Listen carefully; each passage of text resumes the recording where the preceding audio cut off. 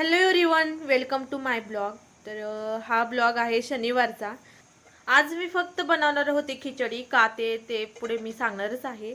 But त्याआधी सांगते, सकाळी उठल्यानंतर मी एक साईड पाणी तापाय ठेवलं आणि पहिला तर कुकर लावून घेतला बटाटा उकडण्यासाठी.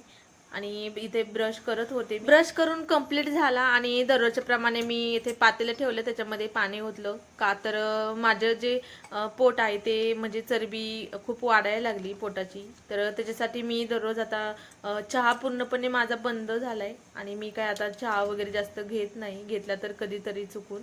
तर गरम पाणी थोडंसं केलं मी कोमट आणि त्यामध्ये हा अर्धा लिंबू पिळून घेतला. आपल्या स्वतःच्या संसाराकडे लक्ष देते जाता स्वतःकडे लक्ष द्यायला लेडीजला वेळही भेटत नाही. आणि म्हणावा असं त्याच्यामध्ये म्हणजे इच्छाही उरत नाही. सगळी कामं उरकता ती एवढी थकून जाते. त्याच्यामुळे मी ठरवलं की थोडंफार वेळ आपल्या स्वतःसाठी काढला पाहिजे.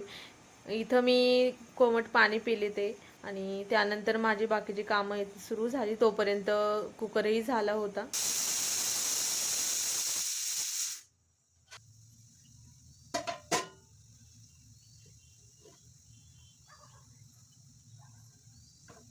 इथं वाजलेत सकाळचे 8:30 आणि आहोंचं पाणी पण इथं तापून रेडी आहे आणि कुकरही माझा झालाय. त्याच्यामुळे आता मी पुढे घेत आहे खिचडी बनवण्यासाठी.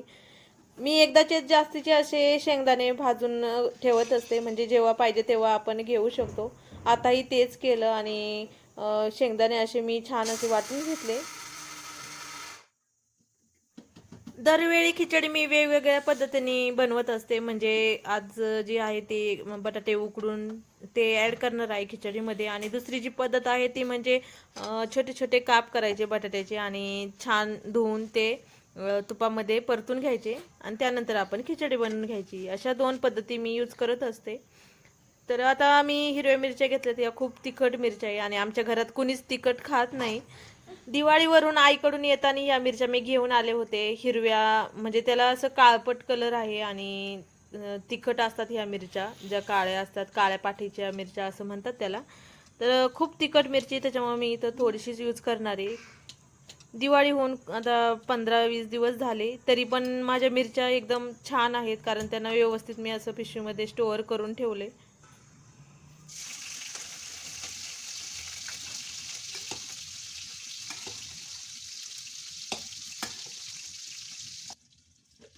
कढईमध्ये तूप ॲड केलं आणि जी मिरची चिरली होती ती टाकून परतून घेतली आणि थोडंसं मीठ ॲड केलं. मीठ ॲड करायचं कारण म्हणजे की जे आपण मिरची टाकतो ती जर आपण म्हणजे जी करपते, तर थोडंसं मीठ टाकल्यामुळं ते करपण्याचे प्रमाण जे असतं ते कमी होतं.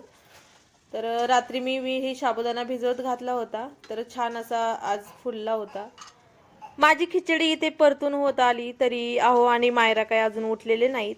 त्यांचा टायमिंग अजून झालेला नाही, त्याच्यामुळं ते दोघेही झोपलेले. मायरा रात्रीचं लवकर झोपत नाही, त्याच्यामुळं सकाळी खूप वेळची अशी झोपून राहते.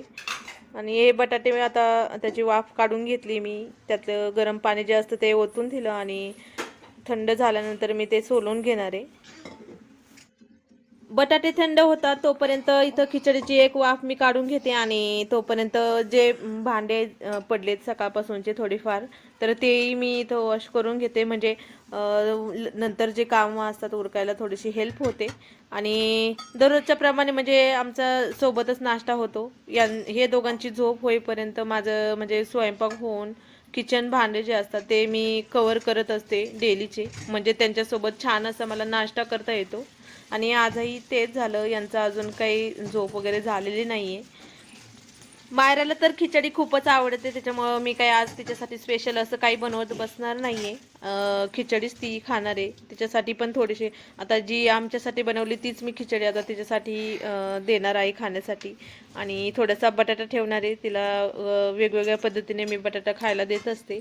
कधी तेलामध्ये परतून थोडंसं नॉर्मल तिखट वगैरे टाकून, किंवा जिरी मोहरीची फोडणी, किंवा नॉर्मल असं म्हणजे मीठ टाकूनही तिला बटाटा खूपच आवडतो. तर त्याच्यासाठी मी इथे आता बटाटा ठेवणार आहे. माझा हात खूपच भाजतोय, त्याच्यामुळं आज काही मॅश करता येणार नाही बटाटे. सकाळी उठल्यावर तर मला पहिल्यांदा स्वयंपाकच बनवून द्यावा लागतो. यांचा टिफिन वगैरे द्यायचा असतो, त्याच्यामुळं सगळ्यात आधी तेच काम असतं. त्यानंतर आपली घरातली काही बाकीची जी काही कामं असतात ते करावे लागतात. इथं मी भातवडीनेच बटाटा मॅश करून घेतला. दरवेळी हाताने मॅश करत असते, बट आता खूपच गरम आहे बटाटा, त्याच्यामुळे मी भातवडीनेच मॅश केला. आणि हे थोडेसे बटाटे जे आहेत ते मी आता मायरासाठी थोडेसे स्टोअर करून ठेवणार. इथं माझी आता खिचडी बनवून होत आली. मी बटाटे पण त्याच्यामध्ये ॲड केलेत आणि हे बाकीचे बटाटे मी आता स्टोअर करून ठेवते. तोपर्यंत आता यांची दोघांची झोप होते आणि माझं तोपर्यंत किचन आणि भांड्याचंही काम कंप्लीट होईल. म्हणजे मी त्यांच्यासोबत छान असा नाश्ता करू शकेन. काही जण म्हणजे काही लेडीज ज्या असतात त्या खिचडी बनवताना त्याच्यामध्ये जिरं टाकतात, कोथिंबीर टाकतात किंवा आपले जे तेल असतं तर तेही यूज करतात उपवासासाठी. बट मला ते म्हणजे नाही पटत आहे. मी फक्त खिचडी जी असते ती तुपामध्येच बनवत असते आणि मला त्याचीच आवडते. त्याच्यामुळं मला माहीत नाही की ते चुकीचं आहे की बरोबर आहे, कोणत्याही तेलामध्ये किंवा त्याला जिरी मोहरी वगैरे काही टाकणं.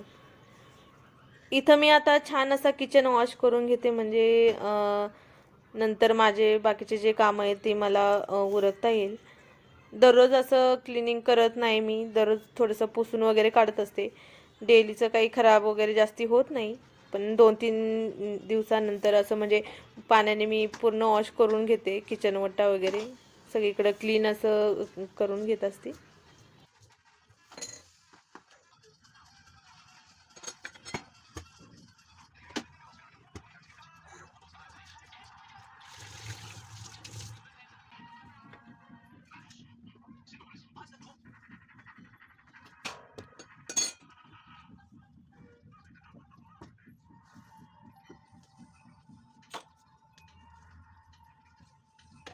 किचन वगैरे क्लीन करून झालंय माझं आणि पाठीमागून पाहू शकता तुम्ही कोवळं ऊन येतंय माझ्या पाठीवरती. तर बॅक साईडला खिडकी आहे तर तिथून छान असं कोवळं ऊन यायला लागलंय आणि तुम्ही पाहू शकता माझं मी ओटा साफ केल्यानंतर किती छान असा दिसायला लागलाय.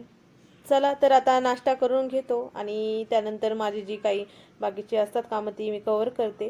2 टाइम काही खिचडी खाऊ शकत नाही, त्याच्यामुळे संध्याकाळी येताना यांनी रताळे आणले होते 6 वाजता आणि इथं मी छान असं त्यांच्यासाठी आणि माझ्यासाठी चहा टाकला. एक साईडला दूध आणलं होतं तेही तापायला टाकलं आणि छान असं संध्याकाळी रताळे बेसन मी बनवलं होतं आणि रताळ्यांमधून हे असं निळं पाणी निघत होतं धुतानी.